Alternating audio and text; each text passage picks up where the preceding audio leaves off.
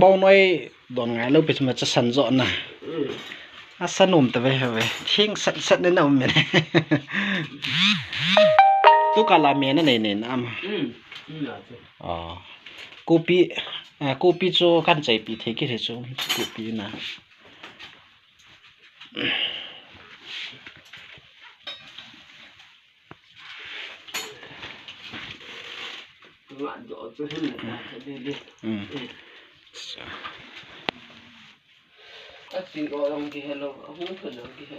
cho mà không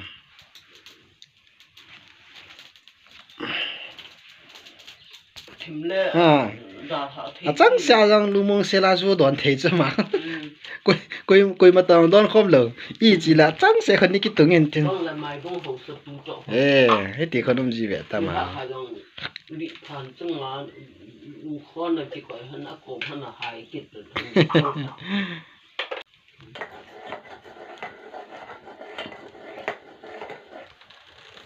Bible trang khát là niên siming cả tiếng này về,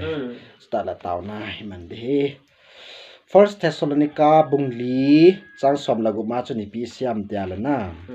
Aji chu pakai chu ama ta auto van til pi pui ogin to. Chule pathin sum kon gin to ki thua wana ku na hong kum thading hi. Chule Krista athisa ho cheng se thau do ding hi ve.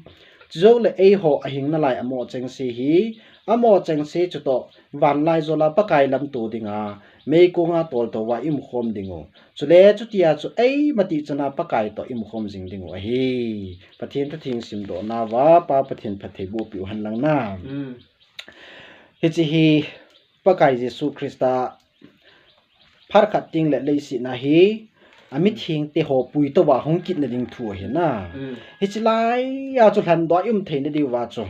pakai pathin ami thing te hong pui to ni ting le la to wa im thein de wa cho hi chi ho thu hin nang ho ki hil jingun ta he Bible in ei ho ki hil dinga ai thu pi o hin na e pakai Jesu Krista leisi na an hongin wa noi mi te chon si thi na ko nen hlat do na hong ne sei zui ti ho to an ki wop lai jing in jong chun John Gospel John bung som le li sung chu iwet ki na le na pakai su ni pi siam de Gospel John bung som le li chang khat chang ni chang thuma chun nang ho lung kham hi un pathin ta sanun ke ma jong nei ta sanun kapa ina chen ne in num tam ta me lo hilana za wa ka sei ta hi ding ham ati chuna aji chu ke ma nang hoding mun sema chi ding ka hi ati chu chule nang hoding mun sema ka chia hi le ke ma na chu nang ho jang na theina ding wa ke ma hung ki ding ting ka he nga dinga ka hung pui ding ne hi ve ki chi chap jing chona par khat ting le ipa Jesu Krista hung ki ding amma ko ma tun sot lenga ma ichen theina di theina di wa ai ho pui to wa hung ki de so na ama na sei chu phiam tele kapa ina chen ne in num tam ta me di so adu te le kapa ina chen ne in num tam ta me tia la chun hi lei si na hi chen na gina ineu building thu pi ta ai lo wala lei si hi tun so na dinga hi mi tam pi ki yel khaji jo na hi lo hin ipakai Jesu Krista ama ta nya se kapa ina chen na in num tam ta me so lo hin na za wa ka sei ta ai ding tu le mun chum be khana hin ei ho na liu khat hi tai ti kilang he ta cho na ya chu pakai su chun phiam tele nang ho lung kham hi un pathin ta sanun ke yong nei ta sanuwin na kapa ina chen ne num tam ta hi chi nang ho ding na ding mun sima ka chi de cho ama leisi na de len la ya na se ya na mun sima ka chi ding hi ka chi ding na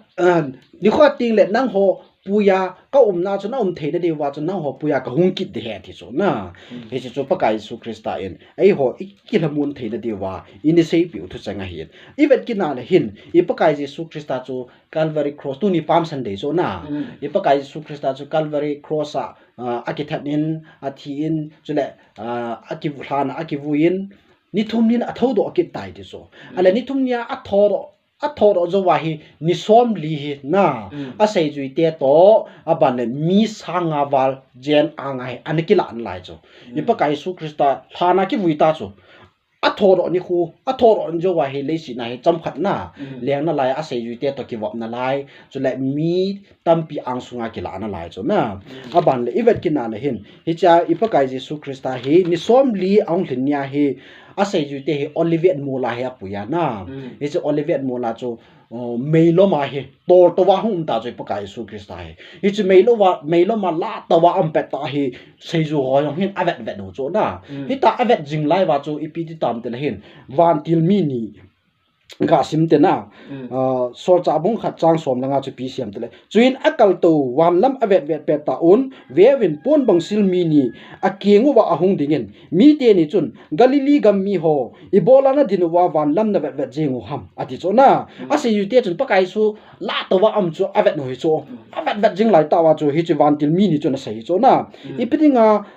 ibola na dinu wa wan lam na vet vet jengu ham hi chi Jesu nang ho ko ma ko na wana kilato hi wana akal to na bu bang bang wa hung ding a hi et wana akal to na mu bang bang wa hung di het hung kit de het di na chan na he chu chu ipakai Jesu Krista hi khat wei ting la hin mi thing te mi ping tha ho la to wa hung kit ding he na ajo wa Thessalonica sunga isim do ma bang wa chu pakai chu ama ta auto na van til pi pu ogin to chu la pathin sum kon gin to ki thwa hong de hi chini la chun hung ding pathin sum kon gin to ki thwa hong ding na lai set mi te jo sin azar hi lo pi chu pathina pin tha na ne ya ho chang sin azar chu na thana ho Krista zala thi ho ti chu mi ping tha ho se nai chu ong mi ping tha ho Krista zala thi ho thana ho jo hung tho do re ti chu aban ahing na lai amo chang si ti ki la chun mi ping tha ahing na lai mo chang si hon chu avong a pe na hong ki khel ding na van lai zo la to wa hum de he ti chu hi chu hi ai ho ta san sa ten kinem ta inga naw hi chini hu chu hung hlung te te de na ya tu lai sit hin lai dam sung wa he pakai pathin ei thu pi chu pi ham te le thin na hin khu mangovin na peng tha ovin ke ma nei be lovin ti he ya chu tu a hi have nang jong te si han na hi ta in sei pi thei bol pi thei ding nang ka nei poi na pi thei thil nang ka nei po ai wanga chu a pi pen hi na bol thei pi pen chu pi ham te le taw na ki bul phu jinga na aban le thin na hin khul mana midang vet lo de tu lai le sin hi midang ye vet le e ya denga ki til kho na lo pi chu e ma tan jo pathin ki bot ding na pakai nang man le sit bi him te mi thing ho la to wa na hung ting le ke yong la to wa ka jaw the na denga hi na hin na lam pi chu nei ko mu pi tam na hin na lam pi ka hon nom tai nang ma than do nang ma ka nom tai tai pak thin ko ma hi lam pi ki sei ki hil sa ri bu chu hen have pathin ko ma hi lam pi nei ko mu pi na i ti ding taw na lung lu ta nei jing ding pakai but pha dai ta nei tu lai le sin hi va na le bi tam pi ama ma hei cha oma pathin thu hepathalo pathin thu gel kho talo tu im naw i hang sung mei jong hi va na la na pathin tho na ta ba ngan chang cho hoi ta ka va na la na pathin hoi ta bu na pathin bela pathin ko ma hagau hin na ding na ki gel kho thei talo tam pi me leisin mi min khu ki ti hi ni khu khat te le ki te te de i thi ni ti le i thina khan lama hin khu pa ho ki gel kho nga hi chu na leisin ai hin pa hi pha chom chai bu chu ai wanga atun so na hin ding pa hi ki gel kho nga hi ne pakai Jesu Kristan thina khan lama hin khu poi mo dan ikichi theina de wa mi ho pa la Lazarus tu sin jong ini sei pi chu la na mi Lazarus ita banga ma mi ho pa chi iti ki si am he so ke Bible tu si ma na je chon tu ni khu hin pathin nang jong na ho pi jing lang dam na pi jing tin Krista hagau inei wa Krista i hin theina di win na ki gel so ke o te ti chu ikitip na nom pi no he na